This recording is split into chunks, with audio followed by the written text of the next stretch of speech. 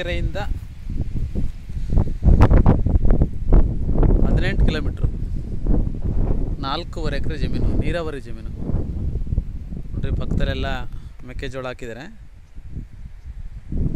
ಇದು ಪಕ್ಕದ್ದೇ ಜಮೀನು, ಅಟ್ಯಾಚ್ ನೀರಾವರಿ, 4.5 ಎಕರೆ ಬರುತ್ತೆ. ಜನರಲ್ ಪ್ರಾಪರ್ಟಿ, ತುಂಬ ಚೆನ್ನಾಗಿದೆ. ಪ್ಯೂರ್ ರೆಡ್ ಸಾಯಿಲ್, ಅವರು ಉಳುಮೆ ಮಾಡಿಲ್ಲ, ಗಿಡ ಪಡ ಎಲ್ಲ ಇದ್ದಾವೆ. ತುಂಬ ಚೆನ್ನಾಗಿದೆ ಜಮೀನು. ಮೇನ್ ರೋಡಿಂದ ಕೇವಲ 1 ಕಿಲೋಮೀಟ್ರು ಹೆಚ್ಚು ಕಡಿಮೆ ಇದೆ.